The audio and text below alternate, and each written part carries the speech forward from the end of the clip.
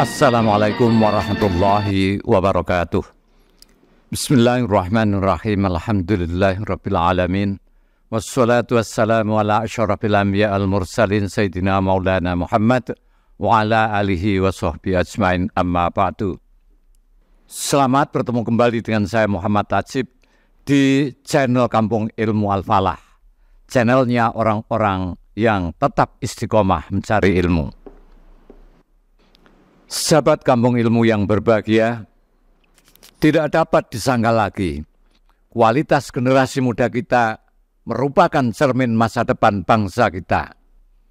Suatu bangsa yang gagal membina generasi muda dalam moralitas dan kapabilitas mereka, maka bangsa itu akan menjadi bangsa pecundang di kemudian hari.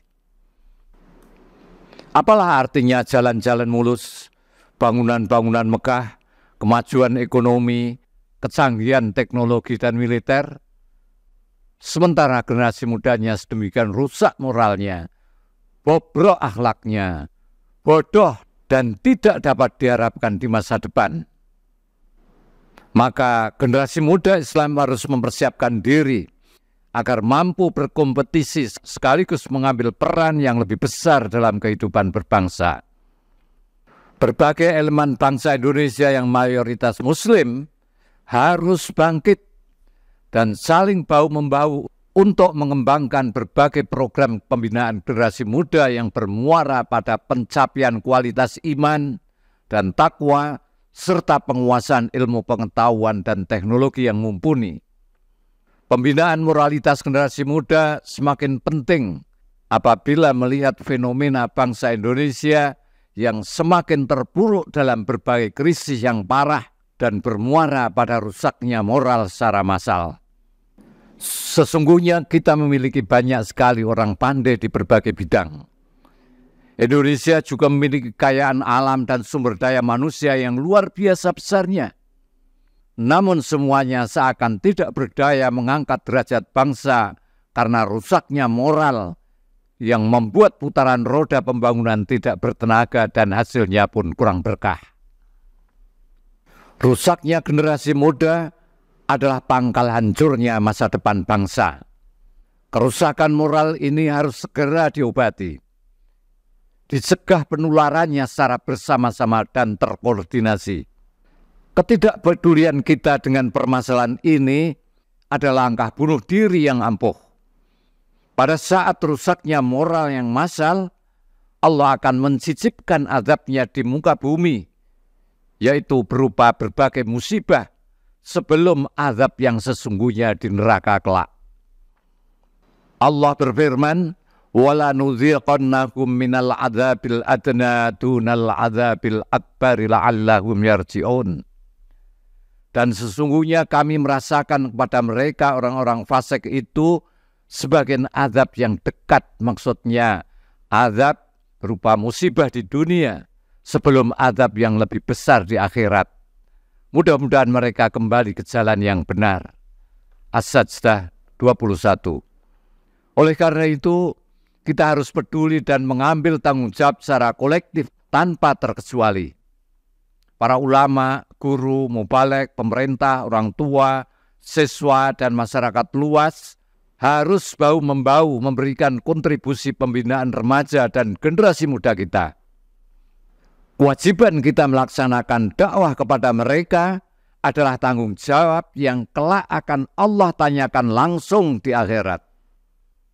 Allah berfirman, "Wa qalat ummatum minhum lima ta'iduna qaumanillahu muhlikuhum aw mu'adzibuhum adaban syadidan qalu ma'dziratan ila rabbikum wa la'allahum yattaqun." Dan ingatlah ketika suatu umat di antara mereka berkata, "Mengapa kamu menasihati kaum yang Allah akan membinasakan mereka atau mengadab mereka dengan adab yang amat keras?" Mereka menjawab, "Agar kami mempunyai alasan pelepas tanggung jawab kepada Rabb-Mu dan supaya mereka bertakwa." Sementara itu, kelalaian kita terhadap tugas dakwah dapat menjadi penyebab datangnya azab Allah yang merata. Rasulullah Shallallahu Alaihi Wasallam bersabda, Innan nasa idza ra'au munkaron lam yughayyiruhu yushiku ayya ummahumullahu biqab. Sungguh, jika manusia melihat kemungkaran dan tidak merubahnya, dikhawatirkan semua manusia akan terkena siksa Allah. Na'udzubillah min dzalik. Dalam rangka menyelamatkan moral generasi muda, pelajar, siswa, maka marilah kita pertajam gerakan dakwah di sekolah. Kita giatkan dakwah di kalangan pelajar dan generasi muda. Ini adalah kerja besar yang harus dilakukan agar sebuah perubahan besar di masa depan terwujud dan dapat melahirkan generasi baru yang sama sekali berbeda. Tanamkan keimanan dalam lubuk hati mereka yang paling dalam. Cengkeramkan ilmu pengetahuan di sel-sel otak mereka yang cerdas dan gemilang. Arahkan potensi mereka agar terarah dan berkembang. Sahabat kampung ilmu yang berbahagia, dari mana kerja besar membangun peradaban masa depan ini dimulai? Kita akan memulai membangun peradaban besar di masa depan ini dengan dakwah di sekolah dan dengan membentuk halaqah pelajar di sekolahan-sekolahan. Mengapa kita harus mulai dari sini? Mengapa dakwah sekolah? Mengapa tidak lainnya? Apa urgensinya dakwah sekolah? Mengapa halaqah pelajar harus didirikan? Baiklah, kita akan jawab pertanyaan pertama.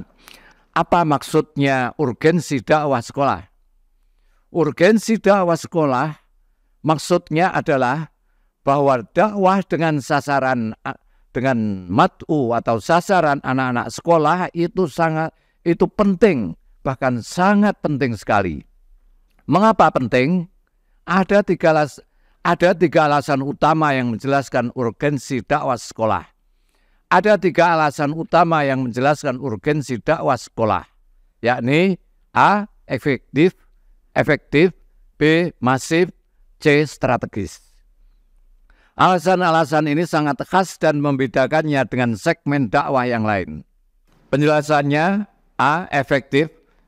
Tidak diragukan lagi bahwa menanamkan akidah dan moralitas kepada remaja dan pemuda adalah jauh lebih efektif daripada berdakwah kepada golongan tua yang telah syarat dengan kontaminasi kepentingan pragmatis dan ideologis. Disinilah rahasianya mengapa dulu dakwah Rasulullah itu yang menyambut yang paling banyak adalah generasi muda, tidak golongan orang-orang tua. Usia muda adalah periode emas untuk belajar dan untuk menanamkan ilmu pengetahuan serta nilai-nilai keagamaan. Sebuah pepatah Arab mengatakan, At-ta'lim bis-sighar kan-naqshi 'alal hajar. Belajar di waktu kecil bagaikan mengukir di atas batu, sedangkan belajar di masa tua bagaikan menulis di atas air. An Abi Darda radhiyallahu an qala Rasulullah sallallahu alaihi wasallam, mathalul ladzi yata'allamul ilma fi sigharihi kan-naqshi 'alal hajar, wa mathalul ladzi yata'allamul ilma fi kibarihi kalladzi yaktubu 'alal ma'. Perumpamaan orang yang mempelajari ilmu di waktu kecil seperti melukis di atas batu. Sulit, tapi kalau sudah tertulis susah dihapus. Dan perumpamaan belajar di waktu tua seperti orang menulis di atas air. Gampang menulisnya, gampang pula hilangnya. Pengalaman gerakan dakwah di berbagai negara menunjukkan bukti yang sama. Di Indonesia, peluang dakwah dan proses tarbiyah yang efektif banyak berawal dari dakwah sekolah, baik di SLTA maupun SLTP. Penggerak dakwah kampus di berbagai perguruan tinggi besar seperti Universitas Indonesia UI, Institut Teknologi Bandung atau ITB, Institut Pertanian Bogor atau IPB, dan sebagainya, sebagian besar aktivis mereka itu berasal dari aktivis dakwah sekolah. Pentingnya dakwah sekolah yang kedua adalah masif. Disebut masif atau massal adalah karena jumlah populasi pelajar sangat banyak dan itu tersebar di seluruh pelosok Indonesia. Populasi pelajar ini juga jauh melebihi populasi mahasiswa yang hanya berada di kota-kota besar. Objek dakwah yang masif, yaitu para pelajar, tentu sangat vital. Bila pengaruh dakwah sedemikian besar kepada segmen pelajar, maka perbaikan moralitas dan fikrah masyarakat akan tumbuh secara masif pula.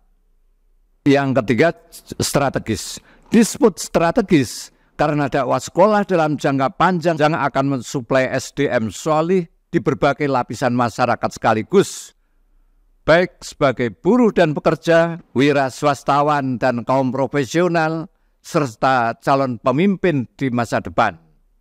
Ini tentunya apabila sejak SMP kita rawat, SMA kita rawat, sampai ketika mereka itu kuliah kita rawat akhlaknya, insya Allah SDM yang soleh ini akan tumbuh di tengah-tengah masyarakat. Entah profesinya apakah sebagai buruh, pekerja, pelajar, guru, politikus, pemimpin di masa depan, dan lain sebagainya.